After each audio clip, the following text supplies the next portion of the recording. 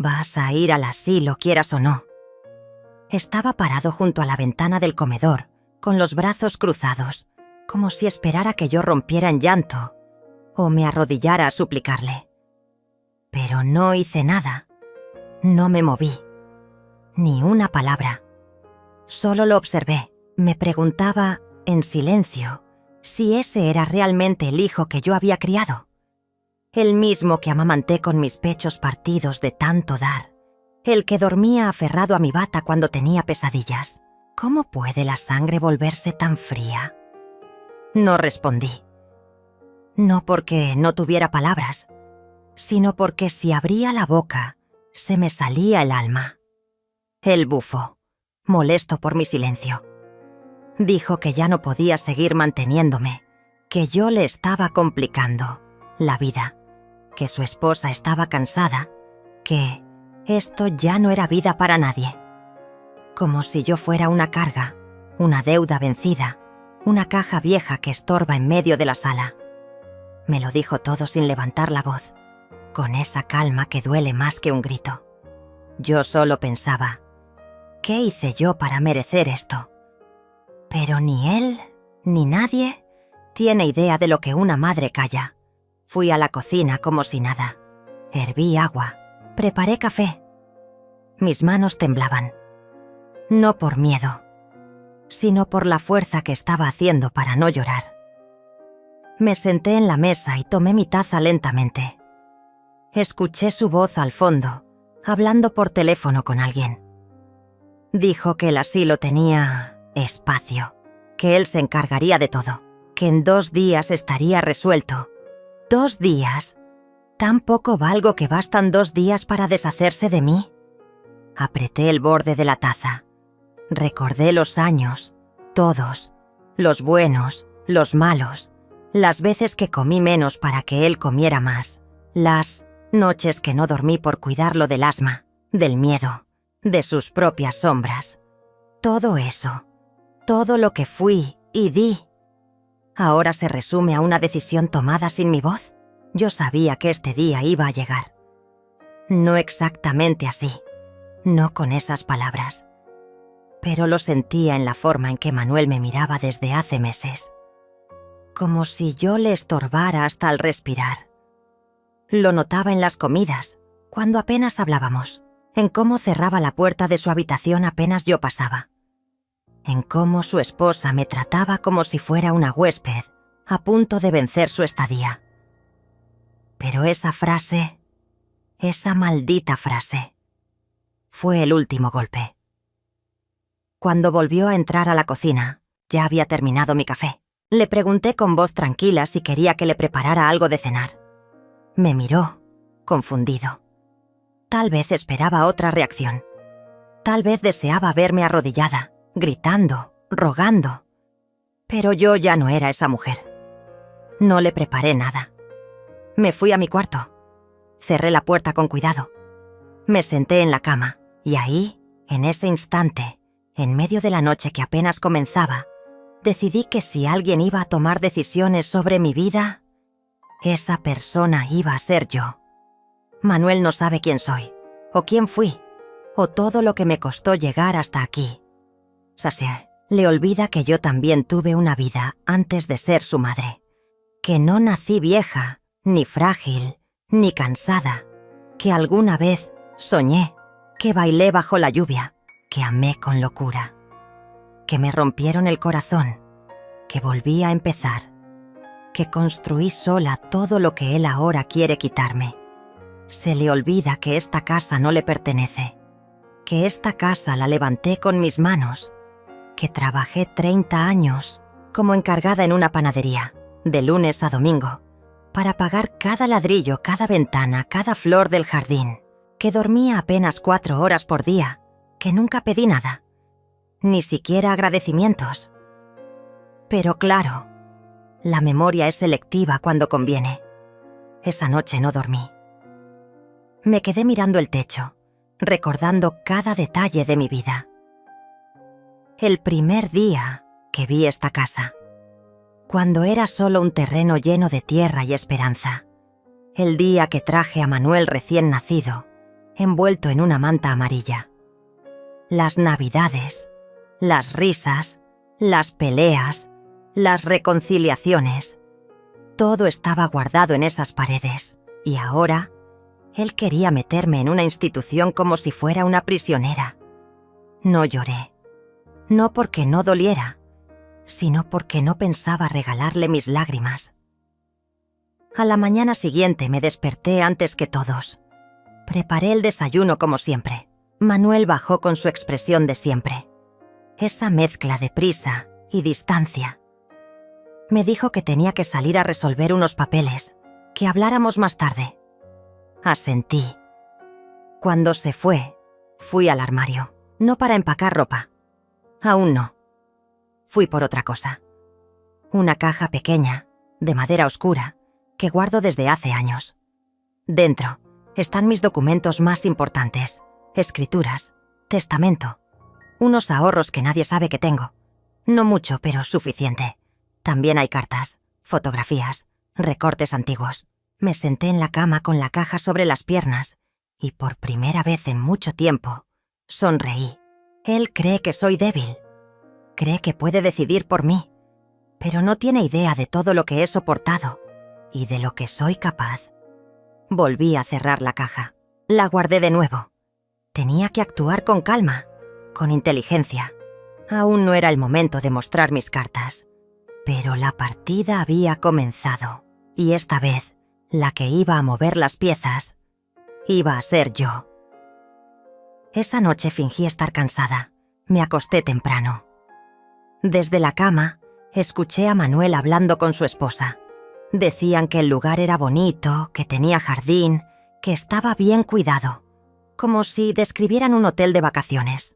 Como si una madre fuera una cosa que se guarda en un estante. Me tapé con la manta hasta el cuello. No para protegerme del frío, sino del desprecio. La idea de irme ya no me dolía. Lo que dolía era que ellos creyeran que podían decidirlo sin mí. Pero pronto entenderían. La siguiente semana iba a cambiarlo todo. Y esta vez sería yo quien tuviera la última palabra. Recuerdo exactamente el día que Manuel nació. Llovía como si el cielo supiera que algo importante estaba por suceder. El médico me dijo que respiró fuerte desde el primer segundo, como si exigiera el mundo entero con ese primer grito. Y yo, tonta de mí, creí que eso significaba fuerza, que significaba vida. Nunca imaginé que también fuera una advertencia. Desde pequeño, Manuel fue un niño exigente. De esos que no lloran por hambre, lloran por capricho. Que no se conforman con lo que se les da, sino que quieren lo que no les corresponde. Pero yo, con ese amor ciego de madre primeriza, me desviví por complacerlo. Trabajaba horas extras en el taller de costura para comprarle los tenis de marca que querían los niños del barrio. Me endeudé para pagarle una escuela particular, creyendo que eso lo mantendría lejos de los vicios y las malas influencias. Me tragaba las lágrimas y las noches sin dormir, con tal de verlo avanzar. Cuando murió su padre, mi esposo, Ernesto, Manuel tenía apenas 15 años. Fue un golpe duro para los dos. Pero lo que más me dolió no fue el luto. Fue la forma en que Manuel comenzó a mirarme. Como si de pronto yo no supiera nada. Como si él, con su voz que cambiaba, con su espalda que se ensanchaba, fuera el hombre de la casa. Y yo, apenas una sombra de lo que él necesitaba. «No llores tanto, mamá. De algo tenía que morirse», me dijo una noche, mientras yo aún abrazaba la almohada de Ernesto. Desde entonces, las cosas cambiaron. Ya no me consultaba nada. Salía sin decir a dónde. Me hablaba como si yo fuera su criada, su carga, su molestia. Pero aún así, yo no podía dejar de justificarlo. «Es la adolescencia», me repetía. Está dolido por la muerte de su padre y seguía preparándole su comida favorita, seguía lavándole la ropa, Seguía esperando que algún día volviera a abrazarme como cuando era niño. Pero ese abrazo nunca volvió. Pasaron los años. Manuel creció, se convirtió en ingeniero, consiguió un buen trabajo en la ciudad y se mudó. Yo me quedé en esta casa que construimos con tanto sacrificio, ladrillo a ladrillo, cuando Ernesto aún vivía. Cada rincón tiene una historia, un recuerdo, una herida. Pensé que cuando Manuel estuviera bien posicionado, volvería. No a vivir, pero sí a visitarme, a compartir un café, a interesarse por cómo estaba. Pero las llamadas se hicieron cada vez más esporádicas. Los mensajes, inexistentes. Y cuando venía, lo hacía con prisa. Apenas saludaba, miraba el reloj y se iba. Pero lo que más me dolía no era la frialdad, era la forma en que recorría la casa con la vista, como quien ya empieza a medir qué se va a llevar cuando la dueña se muera. Un día, sin previo aviso, me dijo: «Mamá, deberías ir pensando en vender esto. La casa ya está vieja y tú sola no puedes mantenerla». Me lo dijo sin mirarme a los ojos, como si no le doliera, como si no supiera que esa casa era lo último que me quedaba de Ernesto, de nuestra historia, de mí. No respondí, solo asentí, en silencio, y le serví más café. Después de eso, comenzó la presión. Llamadas cada semana. «Mamá, ¿ya fuiste al notario?» «Mamá, tengo un amigo que quiere invertir en bienes raíces». «Mamá, esto no es personal, es por tu bien». Y cada vez que colgaba sentía que una parte de mí se despegaba, como una flor arrancada del tallo. Me aferré a mi rutina, mis plantas, mi costura, mis caminatas por el barrio. Pero la sombra de su ambición ya estaba en cada rincón de mi casa. Cada vez que abría un cajón, sentía que estaba preparándome para desaparecer. Hasta que una tarde, mientras regaba los rosales, lo vi llegar. Su auto nuevo, su traje de oficina, su perfume caro y su rostro duro. Ya hablé con el abogado. «Mamá, si no firmas los papeles me veré obligado a tomar otras medidas. Esta casa me corresponde, te guste o no». Ahí fue cuando algo se quebró, pero no en mí, en él. Porque mientras me decía eso, yo no lloré, no me alteré, solo lo observé. Y en ese silencio creo que por primera vez entendió que ya no tenía poder sobre mí, que la Thelma que él creía frágil ya no existía. Esa noche me encerré en mi habitación. Saqué el cuaderno donde llevo escritos todos los gastos que he hecho desde que murió Ernesto. ¿Cuánto costó la educación de Manuel? ¿Cuánto invertí en la casa? ¿Cuántas veces renuncié a comprar algo para mí, por dárselo a él? Cada cifra era una herida, cada número, una traición. Y en esa madrugada comprendí algo que me dolió más que todo lo anterior. Mi hijo no me amaba. Solo me necesitaba para heredar. Entonces tomé una decisión. No iba a cederle nada. Ni una pared, ni una silla, ni una maceta. A la mañana siguiente fui al mercado. Caminé por las calles como siempre, pero con los ojos nuevos, como si cada paso fuera parte de un plan secreto que apenas comenzaba a nacer. Vi a doña Clara, la notaria retirada. La saludé y le pregunté: «¿Todavía haces trámites de herencia?». Ella me miró con sorpresa y luego con respeto. «Para ti, Thelma». «Claro que sí». Ahí empezó mi preparación. Fui recabando documentos, títulos de propiedad, recibos de pago. Busqué actas, escrituras, incluso la vieja carta donde Ernesto dejaba constancia de que la casa sería siempre mía, sin condición. Pasaron semanas. Manuel no llamó. Mejor. Yo también guardaba silencio, porque a veces el mayor acto de rebeldía es no decir nada, hasta que, un mes después, volvió, con su tono altanero, con su urgencia. «Mamá, ya tomé la decisión por ti. Vas al asilo. Queriendo o no, ahí lo supe. No era solo ambición, era desprecio. Y esa fue la gota final». Volví a casa esa tarde con la garganta apretada, como si me hubiera tragado una piedra y no pudiera sacarla jamás. Había algo en el aire, algo que no era nuevo, pero que se había vuelto más denso, más evidente, como una neblina que ya no se molesta en ocultarse. Era el desprecio, el de Manuel, el de mi propio hijo. Lo sentía en los platos que dejaba en la mesa sin recoger, en la forma en que su voz subía de tono cada vez que me dirigía la palabra, en el modo en que evitaba mirarme a los ojos, como si yo no fuera más que un objeto más de la casa. Y esa noche fue diferente, porque no gritó, no lanzó nada al suelo, no me insultó directamente. Fue peor. Se limitó a sentarse frente a mí en el comedor, mientras yo terminaba de servir la cena. Me miró en silencio, con una calma que me heló la sangre. «Ya hablé con el licenciado Morales», dijo de pronto, cortando la carne sin mirarme.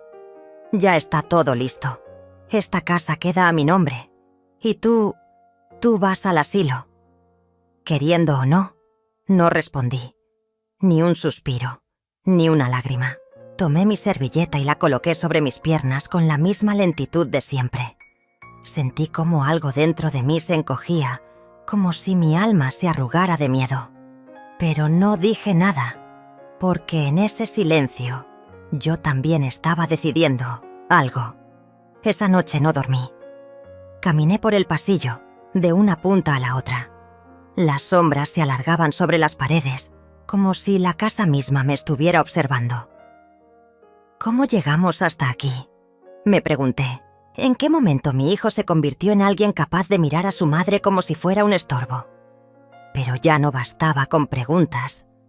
Al día siguiente comencé a hacer algo que no hacía desde hacía años: escribir.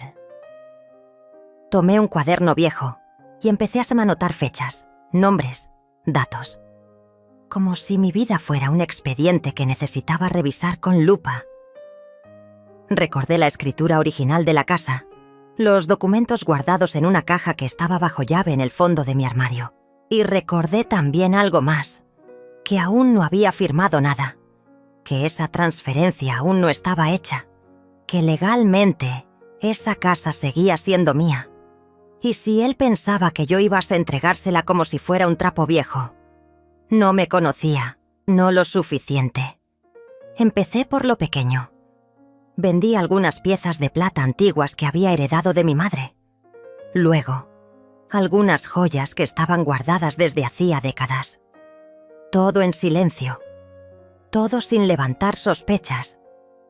Manuel pensaba que yo seguía siendo la mujer sumisa que lavaba su ropa y le servía el desayuno sin quejarse. Pero no, ya no. Un día antes de su siguiente visita con el abogado, lo escuché hablar por teléfono en el balcón.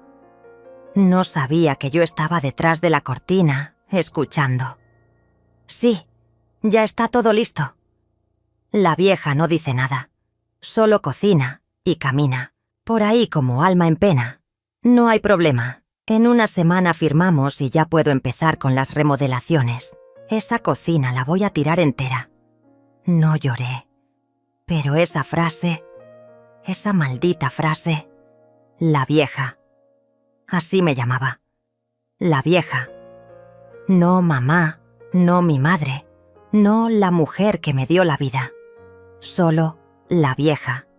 Y ahí, en ese instante, exacto, supe que no había más tiempo que perder. Tenía que proteger lo poco que me quedaba de mí, lo que él no iba a destruir. Me levanté temprano al día siguiente y fui al banco. Abrí una cuenta nueva, con otro apellido. Tomé precauciones que nunca antes había tomado. Cambié contraseñas, guardé copias de documentos en lugares distintos y volví a leer la escritura de la casa, línea por línea, como si fuera una novela trágica. Y ahí, justo ahí, en esa relectura, encontré un detalle que había olvidado. una cláusula que me permitía anular cualquier cambio si demostraba coacción o abuso. Guardé esa página como si fuera oro. Las humillaciones continuaban. Manuel no se cansaba. Cada día tenía una nueva forma de hacerme sentir menos. A veces simplemente me ignoraba. Otras, llegaba con bolsas de supermercado y las dejaba caer sobre la mesa con fuerza, como si yo fuera su empleada. Ni una palabra, solo órdenes, solo miradas que cortaban. Una noche, cuando la tensión era tan espesa que casi se podía masticar, le preparé su plato favorito, sopa de flor de calabaza, como cuando era niño. Pensé, en mi ingenuidad todavía latente, que al probarla recordaría algo, algún momento feliz, alguna risa, algún abrazo de los tiempos en que él aún era un niño con las manos pequeñas que buscaban refugio en mi falda. Pero no.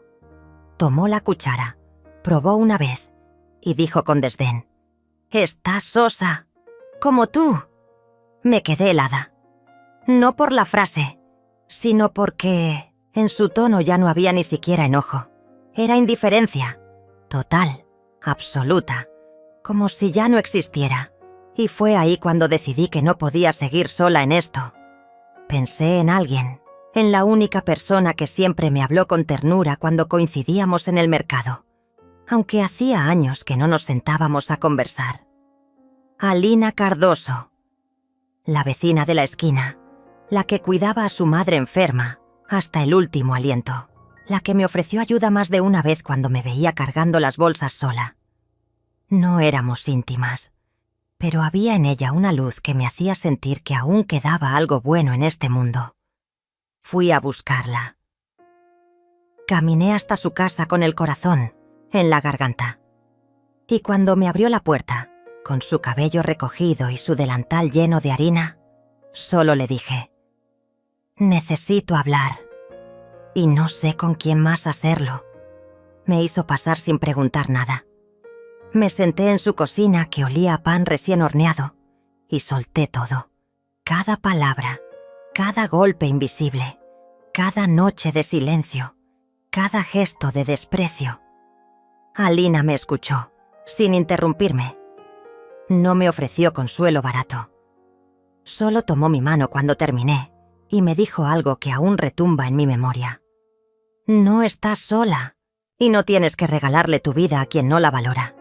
Ese día, algo cambió en mí. Volví a casa diferente. Ya no caminaba con la espalda encorvada ni los hombros caídos. Me sentía como si, por primera vez en mucho tiempo, tuviera un plan. Uno verdadero. Uno mío. Y Manuel lo notó. Me miró con los ojos entrecerrados como si sospechara algo. Pero no dijo nada. Solo frunció el ceño y siguió revisando su teléfono. Yo, en cambio, sonreí, porque sabía que el tiempo de él se estaba acabando y el mío recién comenzaba. Alina cumplió su palabra. No solo me escuchó esa primera vez, empezó a visitarme con frecuencia, sin hacer ruido, como si supiera que en esta casa cualquier susurro podía volverse dinamita. Me traía pan casero. A veces solo se sentaba en el patio conmigo a ver las hojas caer, y poco a poco se fue volviendo una presencia constante, una compañía que no necesitaba muchas palabras. Su manera de estar era un alivio en medio de tanta sombra. Una tarde, mientras preparábamos juntas un poco de café de olla, me miró con esos ojos tranquilos y me dijo algo que me estremeció. «Thelma, si tú decides irte, yo te ayudo. A donde sea. No necesitas decirme cuándo, solo dime que lo vas a hacer». No respondí de inmediato. Me limité a observar el vapor subir desde la olla como si contuviera mis pensamientos. Pero por dentro, algo se encendía. Por primera vez sentí que no solo podía escapar, podía empezar de nuevo. Esa noche, en mi cuarto, abrí el cajón donde guardaba mis papeles importantes. Saqué la escritura de la casa y la observé durante largo rato. Ahí estaba mi nombre, en tinta negra, Thelma Valentino era mía. Todo seguía en regla. No había cedido nada, aún no, y no lo haría. Empecé a reunir todo lo que necesitaría para desaparecer. Documentos, algo de dinero que fui sacando poco a poco, sin levantar sospechas.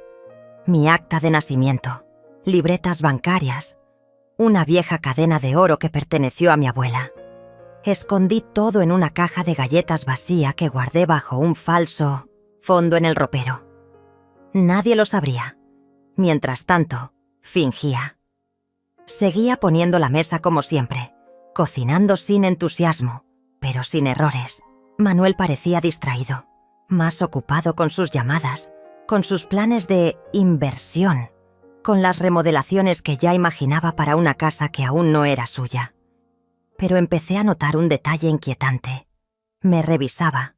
A veces entraba a mi habitación sin avisar, con la excusa de buscar una pluma o preguntarme si había visto sus llaves. Se quedaba unos segundos más de lo necesario, como si inspeccionara algo. Sus ojos recorrían los cajones, los estantes. Buscaba pruebas. No sabía qué exactamente, pero me sentía observada. Por eso fui más cuidadosa.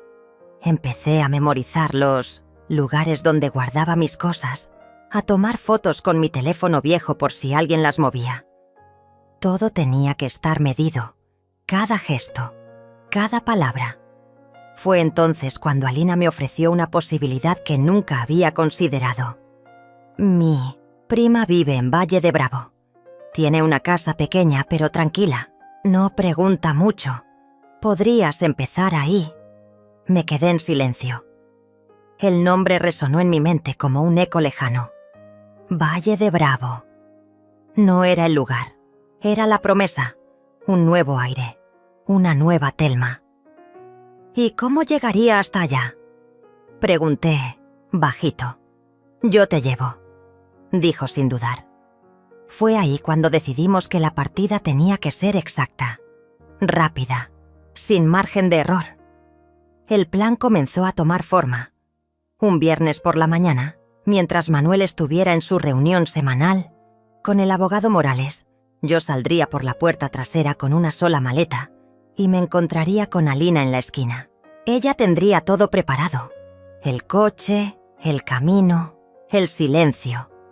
Me comprometí con un solo objetivo: dejarlo todo en orden antes de irme. Que él encontrara la casa intacta, limpia, como una herencia vacía. Solo los muebles y las paredes. Nada más. Porque ya había comenzado a vender, poco a poco, los objetos con valor.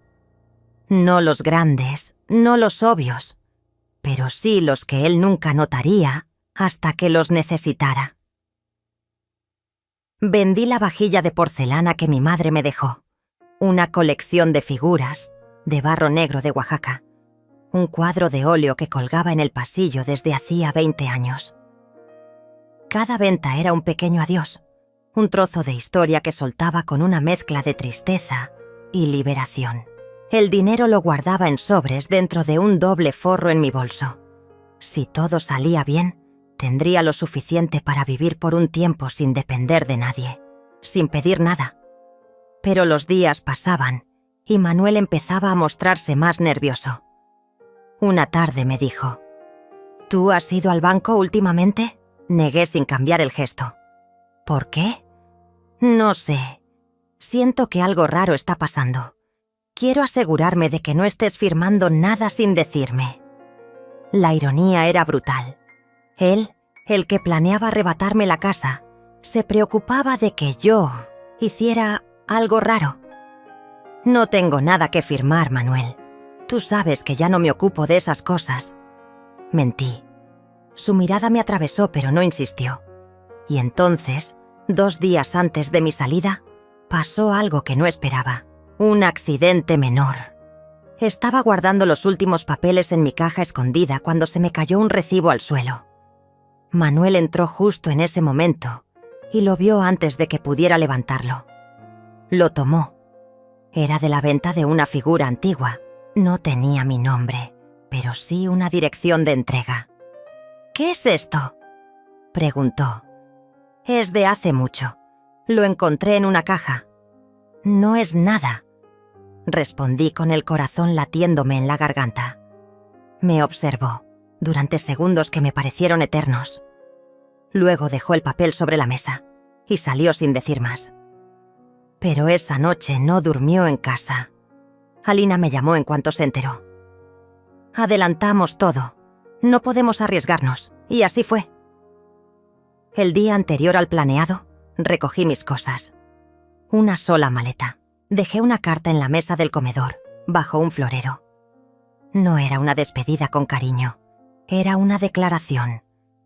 Le expliqué que la casa no era suya, que no había firmado nada, que ya no tenía mi permiso ni mi silencio.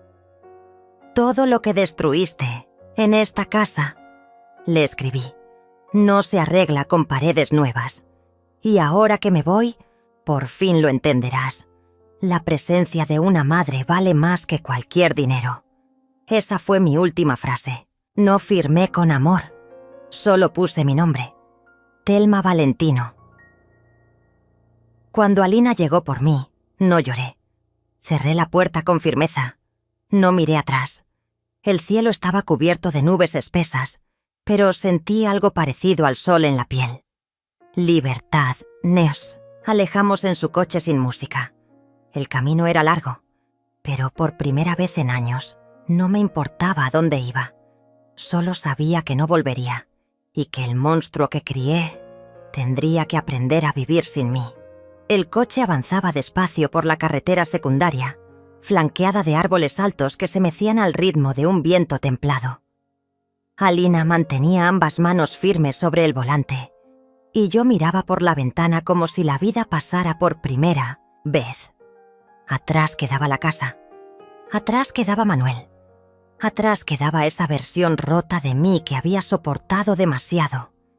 Ninguna de las dos hablaba. A veces los silencios no necesitan llenarse. El mío estaba poblado de imágenes, de frases que nunca dije, de gritos que ahogué por años. El de Alina, creo, era el silencio de quien comprende el peso de lo que se deja atrás. Pero mientras nos alejábamos hacia el horizonte, en esa casa que dejé intacta como una carcasa vacía, Manuel regresaba a su prisión dorada. Aparcó su coche en la entrada sin notar nada raro. Entró hablando por teléfono, con esa voz aguda que usaba para cerrar negocios, que nunca eran lo que decía. Cruzó la sala sin mirar el florero ni la carta debajo. Se sirvió un vaso de agua, pateó sus zapatos, al rincón se dejó caer en el sillón. Fue entonces cuando algo le golpeó. El silencio, un silencio distinto.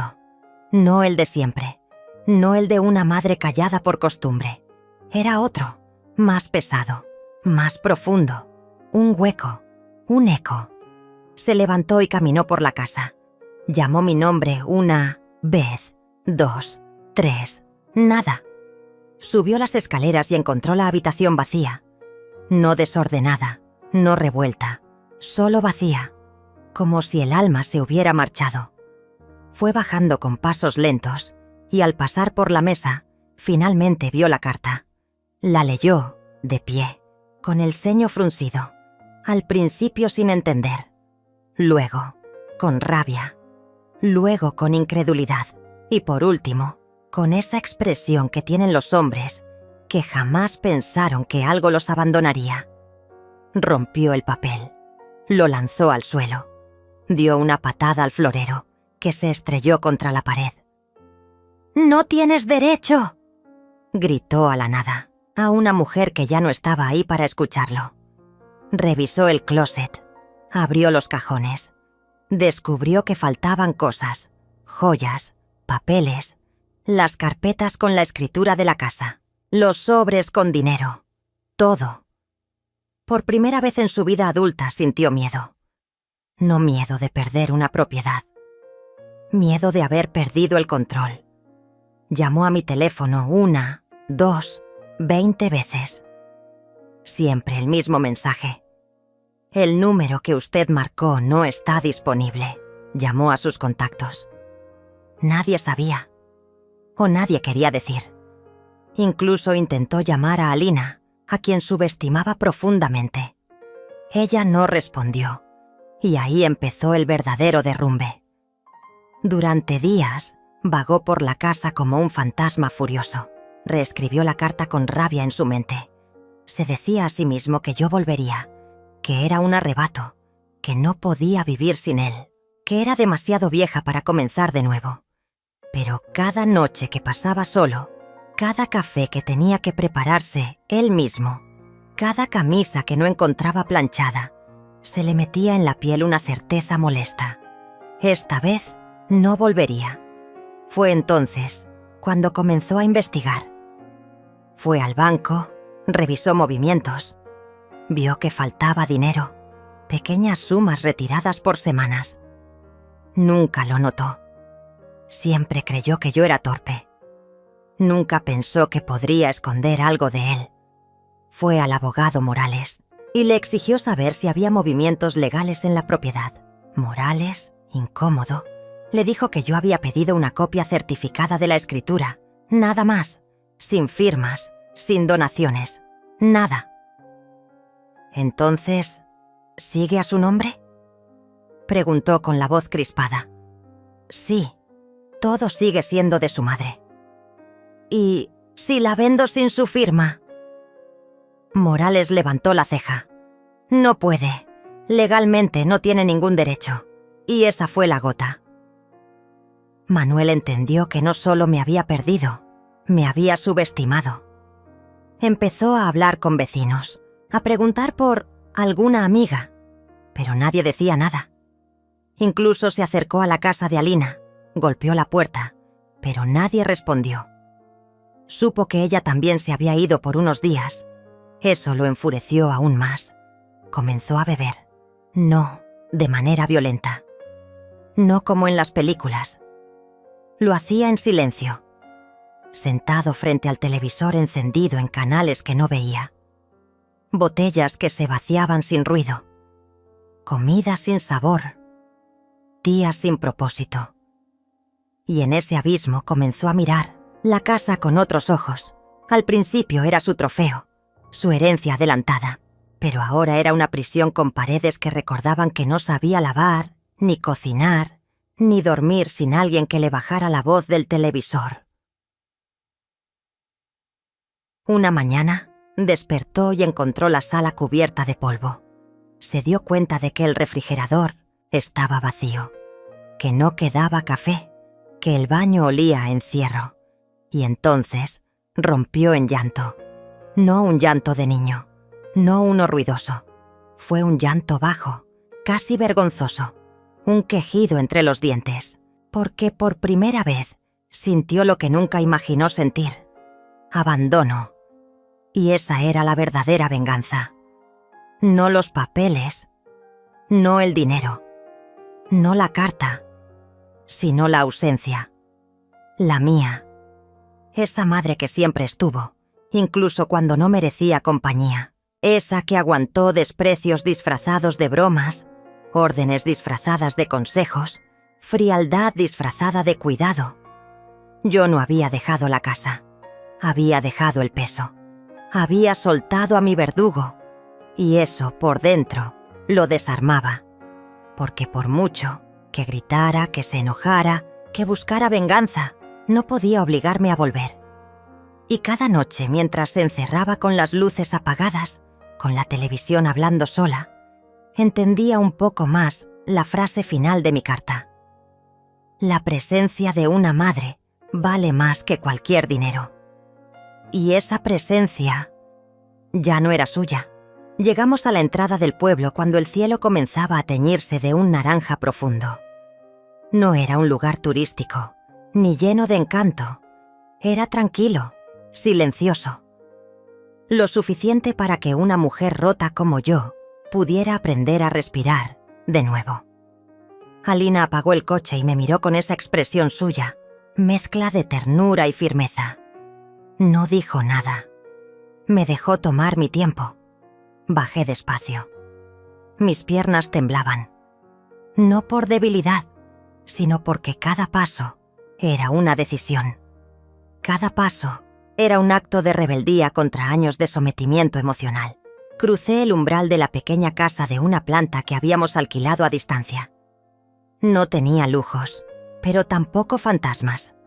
Era eso lo que necesitaba. El aire adentro olía a madera vieja y limpieza reciente. Las ventanas estaban abiertas, dejando entrar el murmullo del viento. Pisé el suelo como quien pisa tierra firme después de un naufragio. Me senté en la única silla del comedor y solté una carcajada baja, inesperada, casi histérica. Alina me sirvió un vaso de agua. Se sentó frente a mí. «¿Estás aquí?», dijo como si fuera un logro olímpico. Y lo era. «Sí», le respondí. «Estoy aquí. Esa noche no dormí. No porque estuviera incómoda, sino porque mi cuerpo no sabía qué hacer con tanto silencio. No había pasos en el pasillo. No había mensajes pasivo-agresivos. No había miradas de juicio. Solo la noche y yo. Y ese fue mi primer insomnio libre. Los días siguientes fueron torpes. Aprender a vivir sin miedo toma tiempo. Las primeras veces que fui al mercado, caminaba mirando a todos como si fueran peligros disfrazados. Me costaba sonreír. No porque no quisiera, sino porque había olvidado cómo se hacía desde dentro. Alina fue paciente. Me acompañaba. Me dejaba espacio. A veces me cocinaba sin preguntar.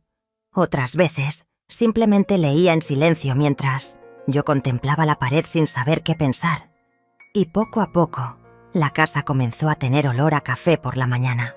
Las plantas que ella trajo del vivero empezaron a florecer. Una vecina, Marta, tocó la puerta un día para ofrecer pan recién horneado. Yo le sonreí con torpeza, sin saber si eso era peligroso o no. Pero Alina me apretó el brazo con suavidad. Me recordó que había salido del pozo.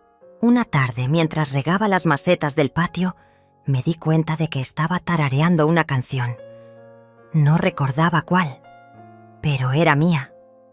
Mi mente la cantaba sin permiso. Y ahí supe que algo dentro de mí empezaba a regresar. No era felicidad, aún no. Era presencia. Por primera vez me sentía presente en mi propia vida. Pero también había momentos oscuros, pesadillas en las que Manuel me gritaba. Recuerdos de platos estrellados contra el suelo. De días enteros sin que me dirigiera la palabra porque no encontraba sus llaves. De la vez que me dijo: «Eres una carga, mamá. Si no fuera por mí, vivirías en la calle». Esas frases no se van fácil. Se te meten en la piel como agujas invisibles. Y sin embargo, cada vez que despertaba de una de esas pesadillas, Alina estaba ahí. A veces con una taza de té, otras con silencio. Nunca me pidió que superara nada. Solo me permitió estar rota sin que eso fuera un problema. Una tarde decidí caminar sola por la plaza del pueblo. Llevaba un vestido sencillo y un sombrero que me cubría del sol. Los niños jugaban, las mujeres conversaban sentadas en bancos. Algunos hombres leían el periódico. Y yo, Thelma Valentino, me senté en una banca y respiré como si el mundo no se fuera a caer. Me quedé allí largo rato, observando, sintiendo. Nadie me conocía, nadie me exigía, nadie me recordaba que no era suficiente. Y eso era libertad. Al regresar a casa, Alina me esperaba con una sonrisa cómplice. «¿Cómo te fue?» «Extraño. Sentí que por fin estoy viva». Ella no respondió. Solo se acercó y me abrazó. Un abrazo largo, sin urgencia. De esos que no te dan para consolarte, sino para compartirte fuerza. Y entonces lo supe. Manuel me quitó años. Me drenó la juventud, la ilusión, la fe. Pero no me había quitado la capacidad de empezar. Eso seguía dentro de mí, enterrado, pero intacto. Esa noche, después de cenar, tomé un cuaderno y comencé a escribir. No era una carta, no era un reclamo. Era la historia de una mujer que despertó a los 60 y tantos. que un día escuchó a su propio hijo decirle que no valía nada y decidió demostrarle que se equivocaba. Y escribí, hasta que me dolió la mano, hasta que las lágrimas mojaron las páginas. Y en medio de esa catarsis sentí algo que no recordaba. Paz. Manuel seguía allá, encerrado en una casa vacía, en una cárcel que él mismo construyó, convencido de que una madre era una propiedad más, que el amor era un servicio, que cuidar era obligación. Yo estaba aquí, sentada en un sillón sencillo, sin lujos, sin sirenas, sin dinero a mi nombre, pero con dignidad, con voz. Y mientras escribía sentí que no le debía nada, ni explicaciones, ni segundas oportunidades, ni perdón. Esa era la verdadera victoria, no la fuga, no la carta, no el dinero, sino el hecho de que, por primera vez, mi vida era mía y nadie más iba a decidir por mí. Pasaron algunos días más y algo en mí comenzó a cambiar de forma más visible. Alina lo notó primero. Me levantaba antes, cocinaba con más frecuencia, incluso decoré un poco la casa. Puse cortinas nuevas con un estampado floral sencillo que me recordaba los veranos en casa de mi abuela. Esa era la señal más clara de que, en lo profundo, empezaba a sentir que este lugar podía ser un hogar. Una tarde, mientras regaba las plantas del patio trasero, Alina salió con su móvil en la mano. Su rostro estaba serio. Me lo tendió en Mintos Dios, silencio. Había una llamada perdida, de Manuel.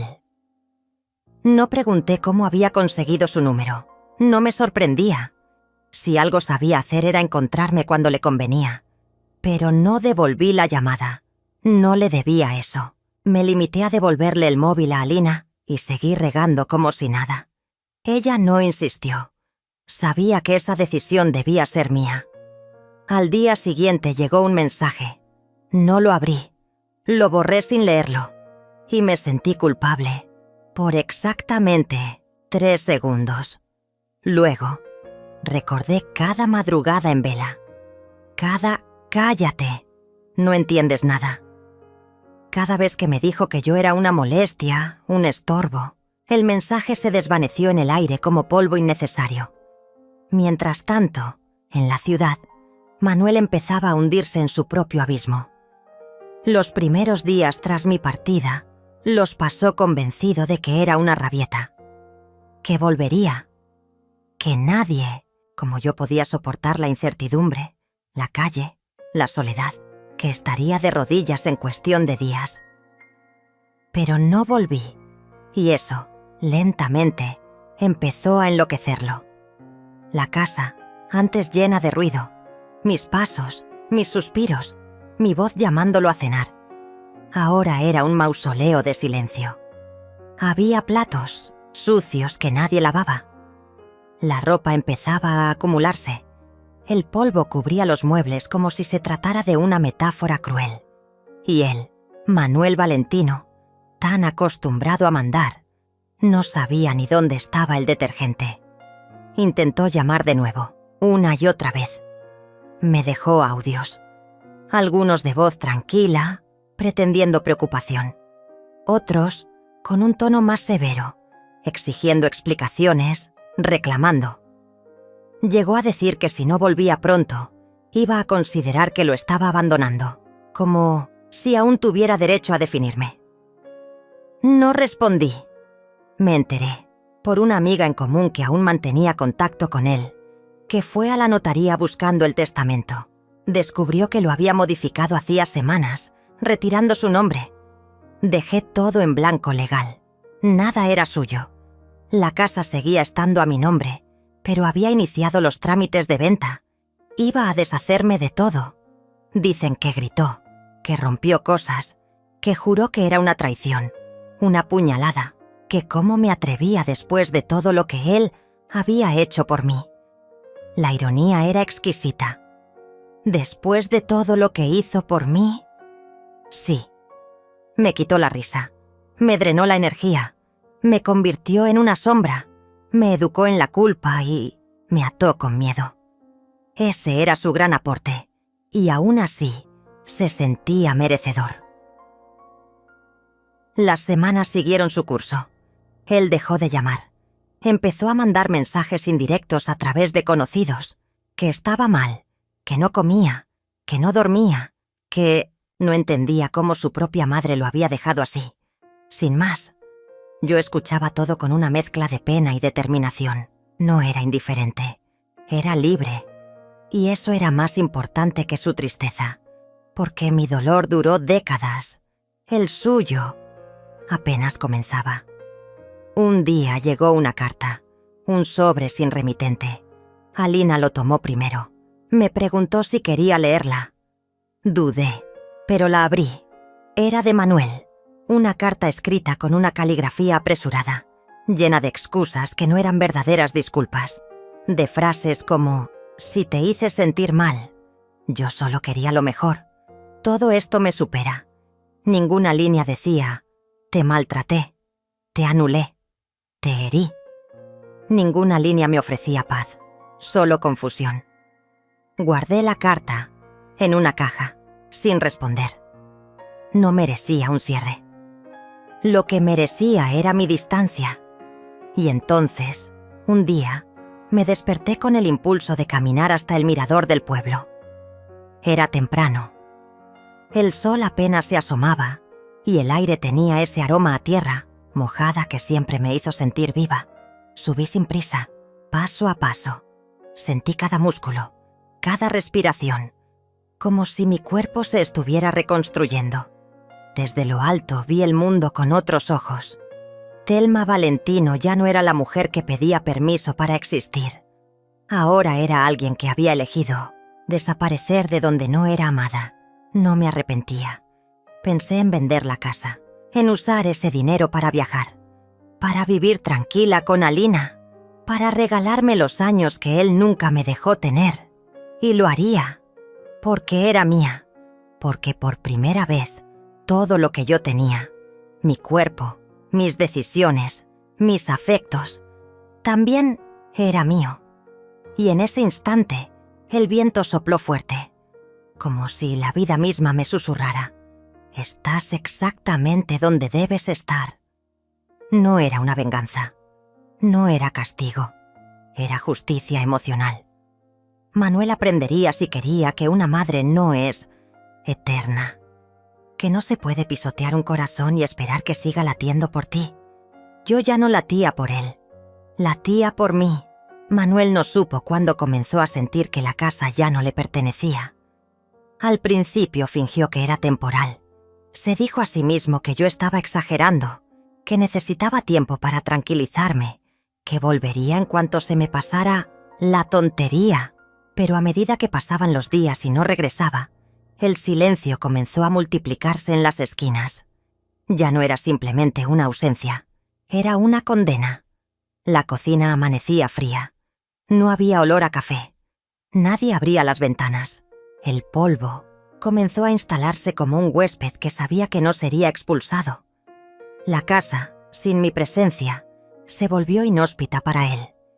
Y eso, para Manuel, era incomprensible, porque toda su vida me había visto como un mueble útil, una extensión de la casa, una especie de entidad sin voluntad que servía sin preguntar. No entendía que el alma de ese hogar era yo, y que, al irme, me la llevé conmigo. Alina me observaba, en silencio cada mañana. Sabía que algo dentro de mí se estaba reordenando. No hablábamos mucho sobre Manuel, pero ambas sabíamos que él estaba intentando rastrear mi sombra. Lo hacía a través de llamadas perdidas, mensajes que nunca respondía, y rumores que me llegaban como ecos lejanos. Había ido al banco, a la notaría, incluso a casa de una prima lejana con la esperanza de que alguien supiera de mí. Pero yo me mantuve invisible. No por miedo, sino por dignidad. Una tarde cualquiera, mientras caminábamos con Alina por el mercado local, vi una planta de interior que siempre me había gustado, una hiedra enredada, con hojas fuertes y verdes.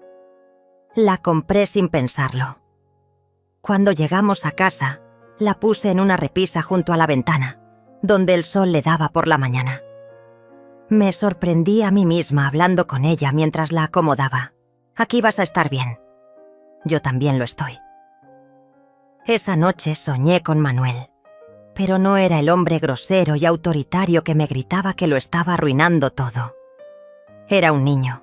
Lloraba en una habitación vacía, rodeado de juguetes rotos, preguntando por qué lo había dejado.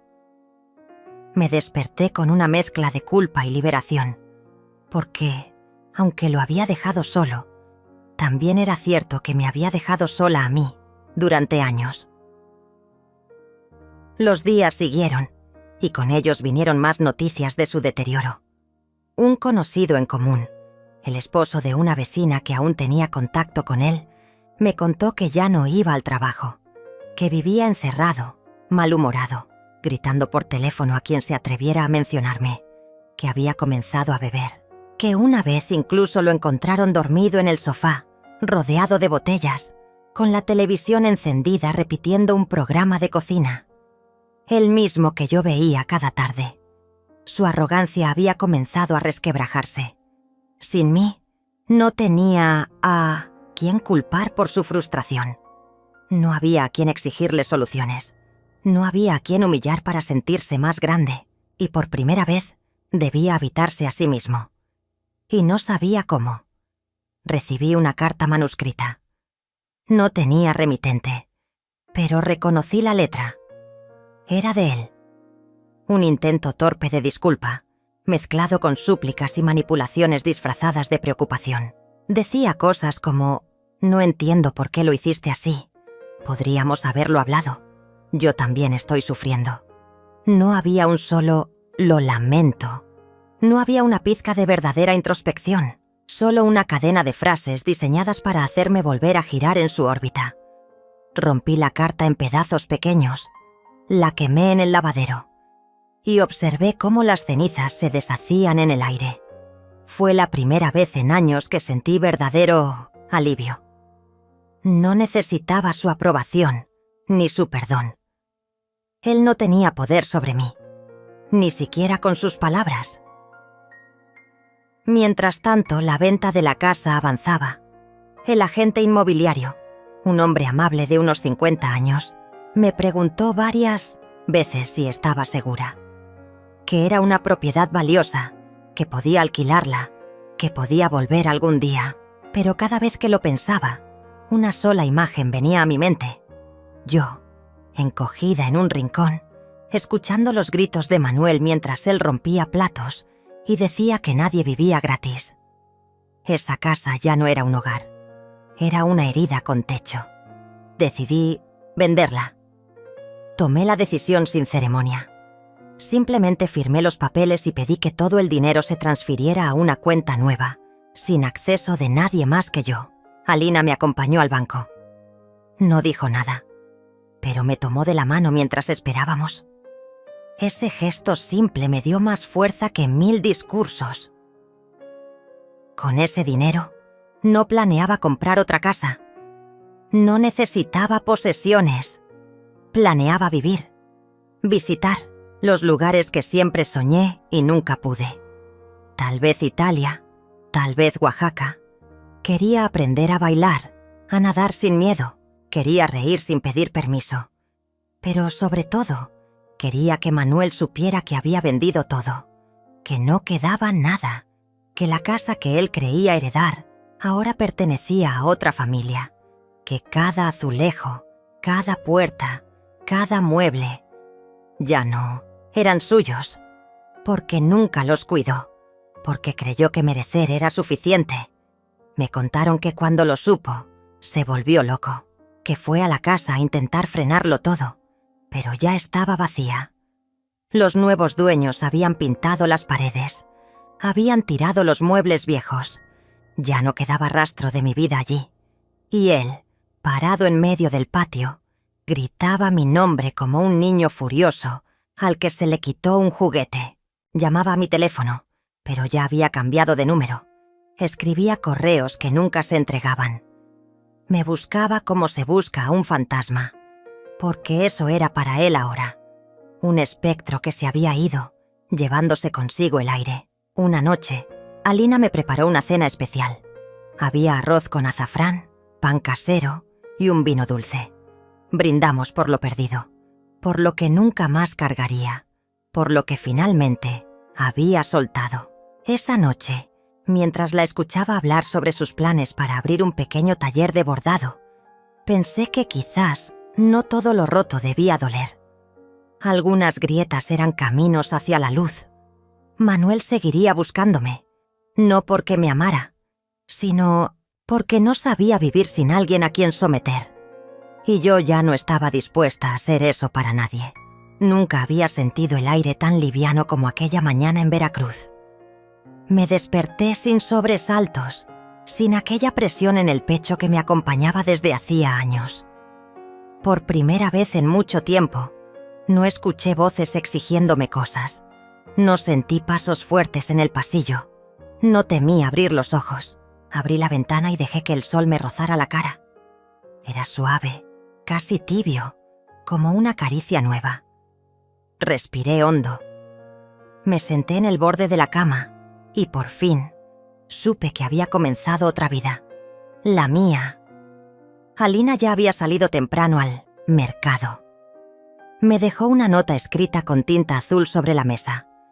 Hoy traigo tamales y café del bueno, te lo prometo. Sonreí. No por los tamales, ni por el café. Sonreí porque alguien pensó en mí con ternura, y eso, después de una vida entera de silencios y órdenes, vale más que cualquier tesoro. Los días pasaban lentos, como se necesita cuando uno está sanando. Aprendí a caminar despacio, a detenerme frente a los árboles, a mirar el cielo sin tener que estar pendiente del reloj. Alina me enseñó a nadar de nuevo, no en el mar, sino en la vida. Me dejaba dormir siesta, me ponía música de su juventud, cocinábamos juntas, a veces llorábamos también, pero con ese llanto que limpia, no que ahoga. No todo fue fácil. Me descubrí rota en partes que no sabía que existían. A veces me encontraba mirando una pared, en silencio, recordando cosas que dolían como espinas viejas que nunca cicatrizaron. Otras veces me despertaba con el nombre de Manuel en la boca, sin saber si era rabia, tristeza o costumbre. Porque así es el corazón. No se desprograma de un día para otro. Pero ya no le tenía miedo a esos recuerdos. Había ganado algo más fuerte que el miedo, la certeza de que me elegí. Al fin, un día mientras caminábamos por el malecón, Alina me preguntó si extrañaba la casa. Me quedé pensando un largo rato. Extraño la mujer que fui ahí, la que aguantó, la que se arrastró para darlo todo. Pero no la casa en sí, no. La vendí sin mirar atrás, porque entendí que los ladrillos no valen más que la paz. Y era cierto, no me arrepentía. Me había liberado. Manuel me llamó una vez más. No contesté. Me dejó un mensaje de voz. Su tono era frío, pero disfrazado de cortesía. Madre, deberíamos hablar. Hay cosas que no están claras. No respondí. Porque sí, todo estaba claro, clarísimo. Él quería saber cuánto dinero me había quedado. Quería asegurarse de que no quedara fuera del testamento del todo. Quería ver si aún podía controlar algo. Pero yo ya no era la misma mujer que un día lloró frente a su amenaza de asilo. Yo ahora dormía con las puertas abiertas. Caminaba sin mirar atrás.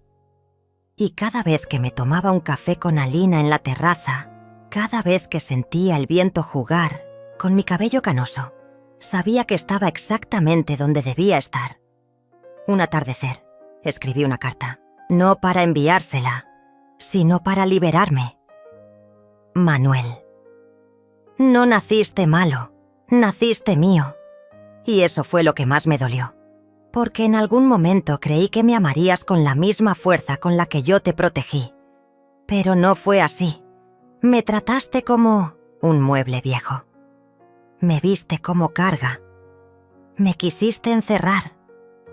Me hablaste con desprecio. Y aún así, me costó soltarte. Pero lo hice. No me debes nada, ni yo a ti.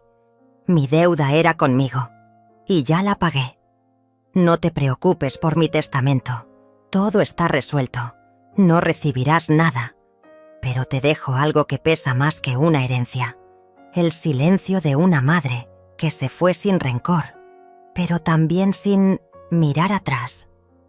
Ojalá un día, si la vida te sacude fuerte, recuerdes esto. No hay dinero que reemplace una madre viva. Yo ya no estoy ahí. Y ya no volveré. Thelma. Guardé la carta en una caja y la enterré cerca del jardín de la casa que compartía con Alina, no para esconderla, sino como quien entierra una vida que ya no quiere cargar. Meses después, conocí gente nueva. Mujeres que también habían huido de historias parecidas. Mujeres que aprendieron tarde a decir que no. Nos reuníamos a tomar té, a caminar por la orilla del mar, a contarnos secretos como niñas grandes. Reíamos, llorábamos y, sobre todo, nos sosteníamos. Una de ellas, Rosario, me dijo una tarde: «Thelma, tú eres valiente». Me reí. «No, Rosario, solo estoy cansada de no serlo». Y tenía razón. No me volví rica, ni famosa, no abrí ninguna fundación, no escribí libros, no hice nada extraordinario, salvo lo más difícil, vivir sin culpa. Aprendí a bailar sola, a comer sin apuro, a mirar al espejo sin buscar errores, a escuchar mi propia voz y confiar en ella, a dormir con el corazón en calma. Y eso, a mi edad, es una revolución. Ya no me pregunto qué habría pasado si Manuel me hubiera amado distinto, porque ya entendí que el amor, si se mendiga, se convierte en cárcel. Hoy camino ligera. Hoy no tengo miedo. Hoy sé que fui madre, pero también soy mujer. Y sobre todo, soy libre, porque un día me obligaron a elegir entre el asilo y la obediencia. Y yo, sin decir palabra, elegí el silencio, para después elegir la vida. Vendí todo, no por venganza, sino para recordarle, a él y a mí, que la presencia de una madre vale más que cualquier dinero. Y si algún día escucha mi nombre, que no sea por lo que di, sino por lo que ya no estaba dispuesta a seguir perdiendo. Thelma Valentino, mujer, madre, y ahora, dueña de sí misma.